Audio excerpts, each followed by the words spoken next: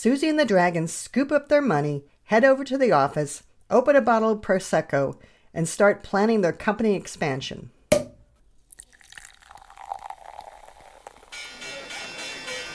Back at the stock exchange, though, the fun is just beginning.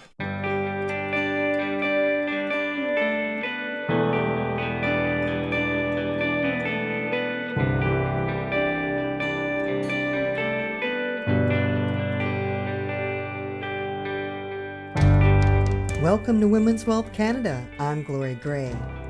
Today we're continuing our series called A Girl Needs Cash. In our previous episodes, we reviewed employer pensions, government benefits, and retirement investment accounts. Today we'll talk about how to create streams of income from investments that pay you dividends. It's like creating an ongoing paycheck for yourself.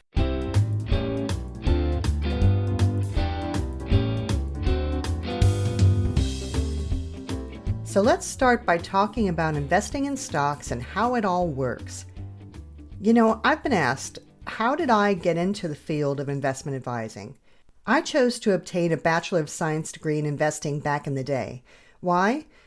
Because I've always been inspired by the concept of starting a business from scratch with just an idea that will help make people's lives better, growing that business, and then ultimately issuing shares of stock so other people can invest in your business and make money from it. That's always inspired me. I think many of us are confused, though, about how stocks are created. It can just seem like a big gambling casino. So let's run through a story to help illustrate what stocks really are and how you can make money investing in stocks. Have you ever watched the TV show Dragon's Den or its U.S. counterpart, Shark Tank? On that show, entrepreneurs pitch their business ideas to a panel of successful business people. The idea is that entrepreneurs want to grow their business, and they can do it faster if they engage the expertise of these panel members. In exchange for helping the entrepreneurs build their business, the panel members get something in return. One of the things the panel members can receive in exchange is a percentage of ownership of the company. A company, even in its early stages, has worth, right? It has the value of all the widgets it sells, all the raw materials, and it also has the value of its potential future revenues. So let's say we have an entrepreneur named Susie, and Susie has a great business that she has grown for a few years selling vegan handbags. It's called Better Bags. Now she wants to grow it faster by having a factory start producing them rather than sewing them herself, but she doesn't have any connections and she doesn't have the money she'll need to buy all the materials she needs. So she goes on Dragon's Den, and one of the dragons agrees to help her produce the bags. In exchange, the dragon receives a 20% ownership in the company. More time passes. Now Susie's business is really taking off.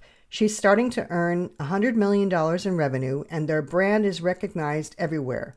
Susie's become a media darling. Both she and the dragon she brought into the business with her are making money. They decide they want to really grow the business and expand across several countries. To do this, they need more money, a lot of money. So they decide to sell stock to the public. And this is called an initial public offering, or an IPO. When they do that, they will go from being a private company, one that's owned by Susie and the Dragon, to a public company, one that anyone can buy a piece of.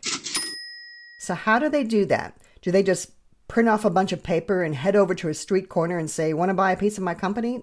No. What they do is they hire an investment bank. In the States, that would be an institution like Goldman Sachs. In Canada, our large banks have an investment and banking divisions. The investment bank looks at Better Bags and says, here's what we believe the value of your company to be, and here's the price at which we think we can sell the stock to the public. Then the investment bank hits the road. Literally, they head out on what's called a road show. And this is where they go out to the big institutional investors who have deep pockets, like large banks and pension fund managers. And they say, I got this great company. It's called Better Bags. They're thinking about going public. How many shares do you want to buy? And one bank says, put me down for 150,000 shares. And another one says, I'll take 100,000 shares, and so on. The investment bank then heads back to Susie and the Dragon and says, I've received orders for 4 million shares of your company. I think we can sell them for $50 a share. Susie and the Dragon say, great, go for it. The investment bank then helps Susie and the Dragon through all the regulatory hoops that they need to go through to turn Better Bags into a public company, and the big day arrives, the day they will be going public. So what actually happens on the morning of the IPO? The money from the big investors, those banks and pension funds that the investment bank got orders from, money from their accounts flows into Better Bags' bank account. So Better Bags receives proceeds of 4 million shares times $50 a share, or a total of $200 million.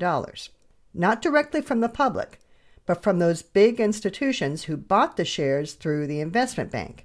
Susie and the Dragon scoop up their money, head over to the office, open a bottle of Prosecco, and start planning their company expansion.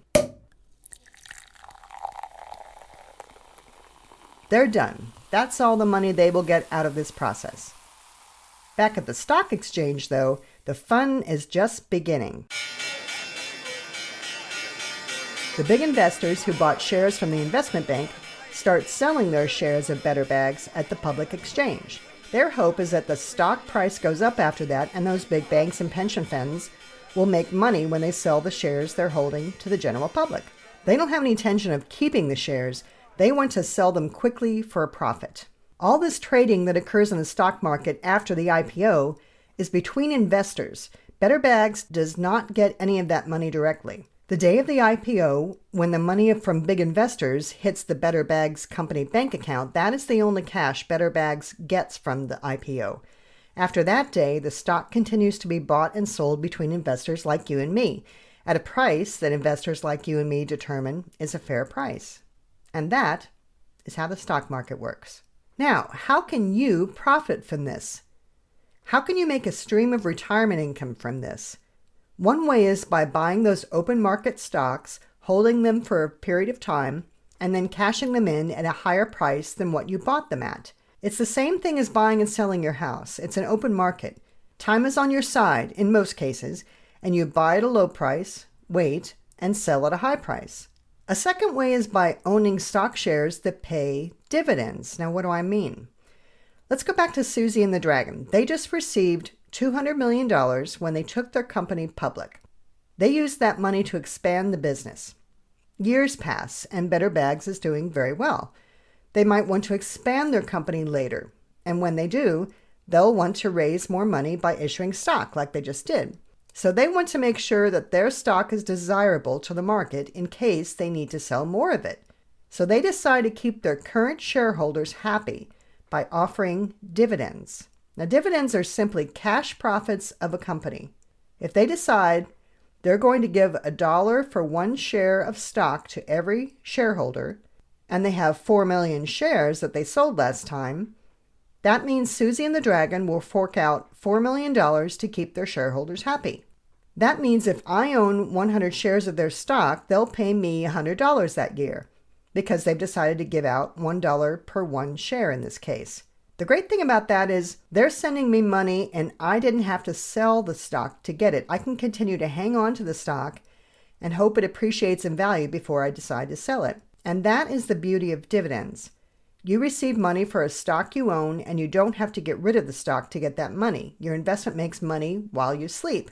The problem with buying individual stocks, though, is it takes a lot of time to research and stay on top of.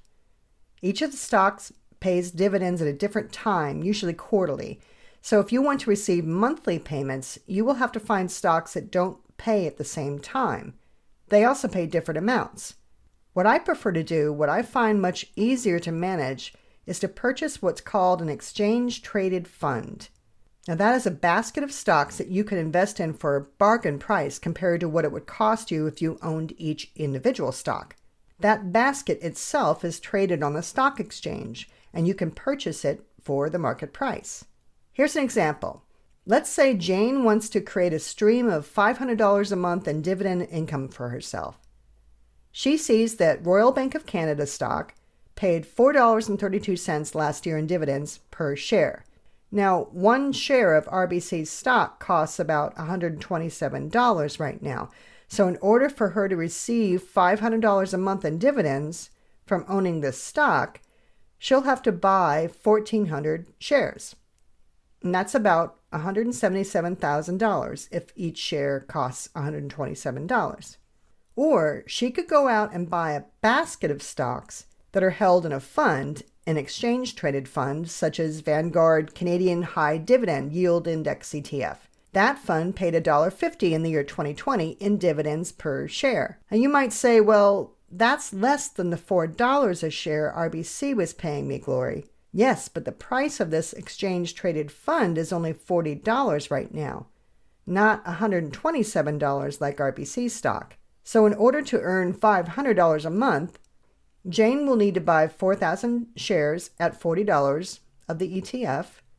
So she'll be spending $162,000 instead of $177,000. And now she owns a basket of stocks that right now includes stocks from all 5 Canadian banks, not just one, plus a few other companies. Quick disclaimer here, past performance may not be indicative of future results, and dividends are not always guaranteed. Every year, the company behind the stock decides if and how much it will distribute to you, its shareholders, in the way of dividends. And that's another reason I think to invest in a basket of stocks, an exchange-traded fund, rather than one single stock. You're hedging your bets. But the choice is yours. You can research and purchase individual stocks yourself, or use the one-stop shop method of purchasing a basket of stocks through an exchange-traded fund. Either way, you're creating a dividend paycheck for yourself, making your money work for you while you sleep, without having to sell your original investment. That's it for today. Join me next time as we wrap up this series.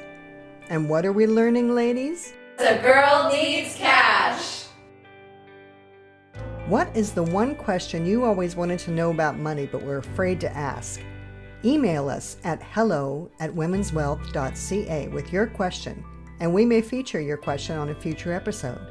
Until next time, this is Glory Gray, your personal trainer for financial fitness, telling you to take charge of your finances, plan for the future, but most of all, enjoy today. And bye for now. This podcast is for informational purposes only and should not be construed as investment, tax, or legal advice. It is not an offer to sell or buy, or an endorsement, recommendation, or sponsorship of any entity or security cited. Mutual funds offered through Portfolio Strategies Corporation. Other products and services provided through Glory Gray Wealth Solutions.